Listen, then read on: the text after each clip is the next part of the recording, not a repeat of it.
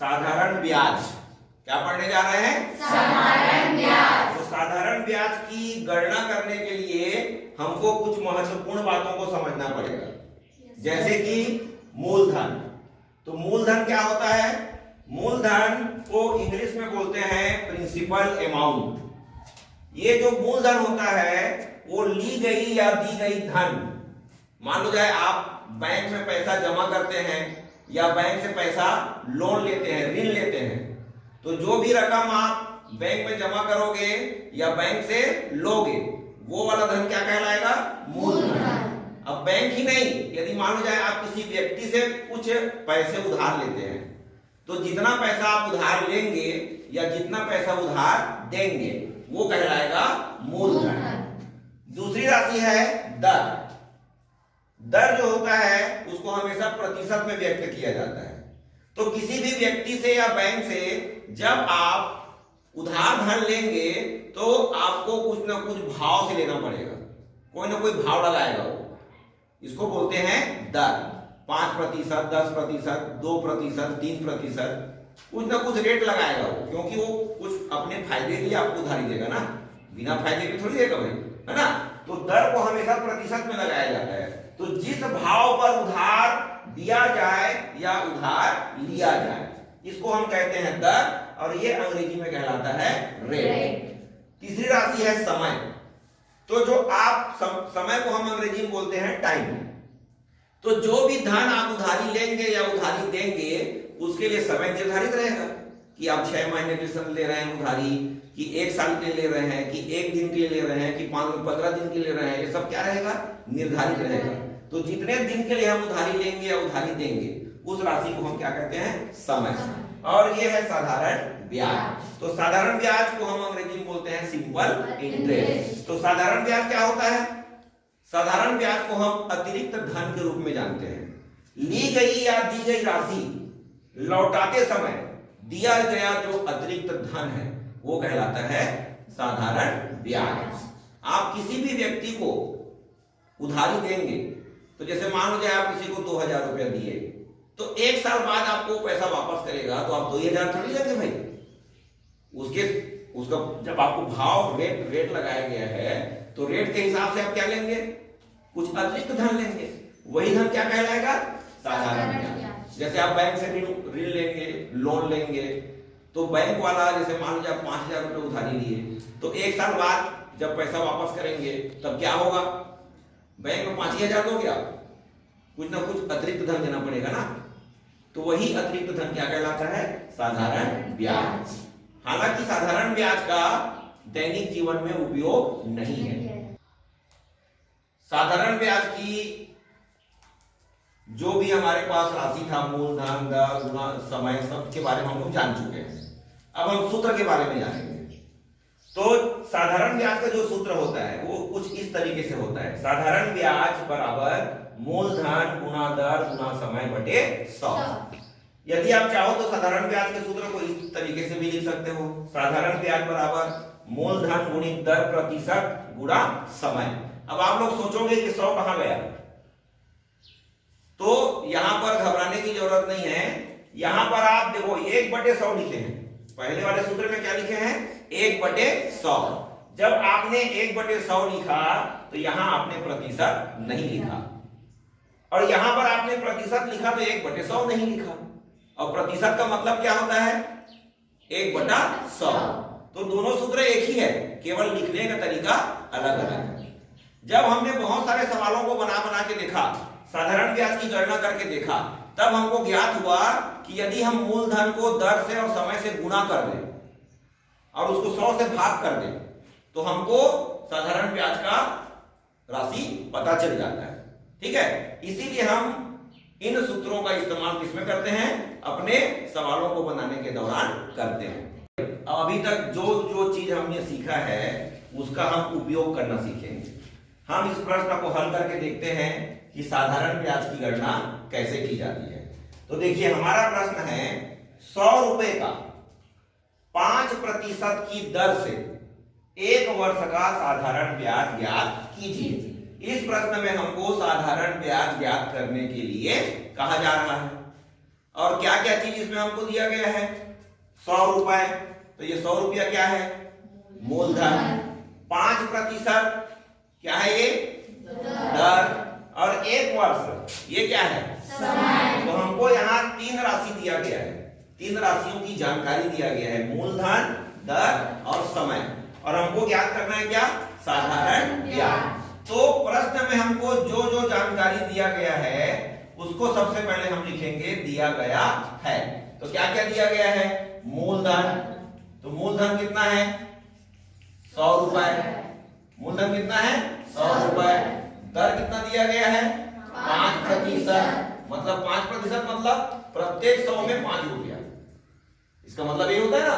और समय, समय कितना दिया गया है? 1 वर्ष। और हमको ज्ञात क्या करना है? साधारण ब्याज। तो जो ज्ञात करना है उसका यहां पर लिखेंगे क्या? सूत्र। साधारण ब्याज बराबर मूलधन गुणा दर गुणा समय बटा 100। अब इस सूत्र में जो जो राशि की हमको जानकारी है उसको यहां पर भर देंगे। तो मूलधन कितना दिया? 100 रुपया। दर कितना दिया? 5। समय कितना दिया? 1 वर्ष बटा 100। अब देखिए ये 2 शून्य नीचे से कट गया। 2 शून्य को नीचे ऊपर से काटने का मतलब ये है कि हमने 100 से इसको भाग कर दिया और 100 से इसको भाग कर दिया। तो 100 एकम 100, 100 एकम 100।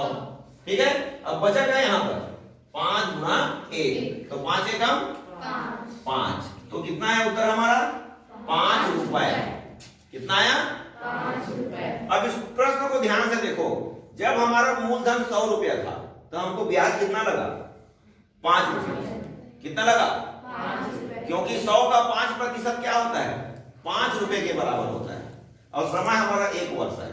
अब इसी प्रश्न को देखना, बदल के तुमको दिखा रहा हूं। अब इस 100 रुपए को मान लो जाए मैं लिख देता हूं क्या? 500। अब इस प्रश्न को बनाओ। तो जहां जहां मूलधन है 100 रुपया वो क्या बन जाएगा? 500 बन जाएगा। क्या बन जाएगा? देख लीजिए क्या बन जाएगा? 500। तो देखो 5 पंचे 25। तो कितना आया? 25 रुपए। 25 रुपए आया। जैसे मूलधन हमारा बदला, हमारा दर वही है, समय वही है। मूलधन बदलने से हमारा साधारण ब्याज भी बदल गया। बदला नहीं बदला? बदला। अब हम एक बार करते हैं, समय को बदल के देखते हैं। अब मैं समय को 1 वर्ष के बदले क्या कर दूं? 2 वर्ष। तो साधारण ब्याज बदलेगा नहीं बदलेगा? बदलेगा ना। देखिए समय के बदले में लिख दिया क्या? 2 वर्ष। तो यहाँ क्या हो जाएगा? 2 वर्ष। अब देखो 5 दूनी 10 और 10 पंचे 50। तो ये साधारण ब्याज आपका क्या बन गया? 50 रुपए। क्या बन गया? 50 रुपए। तो साधारण ब्याज किस पर निर्भर करता है? मूलधन, दर और समय पर। इन तीनों राशियों में से कोई भी राशि बदलेगा तो आपका साधारण ब्याज भी बदल जाएगा। अब चलिए हम लोग आप लोगों को एक वास्तविक उदाहरण के द्वारा साधारण ब्याज की गणना करना सिखाते हैं। अब मैं आप लोगों को वास्तविक उदाहरण के माध्यम से साधारण ब्याज की गणना करना सिखाता हूं। ठीक है। तो देखो हमारे पास प्रश्न है कि 500 रुपए का 5% की दर से 1 वर्ष का ब्याज ज्ञात कीजिए। ठीक है। तो हमारे पास मूलधन कितना है? 500 रुपया। दर कितना है? 5%। और समय कितना है? 1 वर्ष। ठीक है। चलिए अब मैं आपको बताता हूं, बंद कर। ये हमारा 500 रुपया। ठीक है। कितना रुपया है ये? 500। हाँ। और कितना प्रतिशत दर लगा? 5%। तो ये हमारा 5%। 5 रुपए को क्या मान लिए? 5%। तो ये जो 5 रुपया है वो प्रत्येक 100 रुपए का 5 रुपया है ना। अब हमको किसकी गणना करना है? ब्याज की, साधारण ब्याज की। तो देखो अब 500 में ऐसे 5 रुपए मिलाएंगे समझ नहीं आएगा। तो मैं एक काम करता हूं, इस 500 रुपए के बदले 5 ठो 100 रुपए का नोट रख देता हूं। ये देखो ये हमारे पास 500 का चिल्लर करवा लिए और कितना नोट आ गया? 500। 100 का नोट आ गया। अब 5% का मतलब क्या होता है? प्रत्येक 100 रुपए में 5 रुपया। तो भैया देखो अब मैं साधारण ब्याज की गणना कर रहा हूं। ये 100 रुपया में 5 रुपया ब्याज। ठीक है। और उसके बाद इस 100 रुपया में फिर 5 रुपया ब्याज। इस 100 रुपया में फिर 5 रुपया ब्याज, इस 100 रुपया में फिर 5 रुपया ब्याज, और इस 100 रुपया में फिर 5 रुपया ब्याज। तो हो गया 500 रुपया में सबको मिल गया ब्याज 5%। कितने साल के लिए? 1 साल के लिए। अब देखो कितना रुपया तुम्हारा ब्याज हुआ, 5, 10, 15, 20, 25। तो कितना रुपया साधारण ब्याज मिला? 25 रुपया मिला। 25 रुपया। तो ये कितने साल के लिए है? 1 साल के लिए। मान लो जाए हमको इस धन को फिर 1 साल रखना पड़ा, मतलब समय को मैं 1 साल से क्या कर दिया? 2 साल कर दिया। क्या कर दिया? 2 साल। तो दूसरे साल के लिए फिर 100 रुपये को 5-5 रुपये ब्याज दोगे? दोगे नहीं दोगे? तो ये 5 रुपया, ये 5 रुपया, ये 5 रुपया, ये 5 रुपया, और ये हमारा एक और 5 रुपया।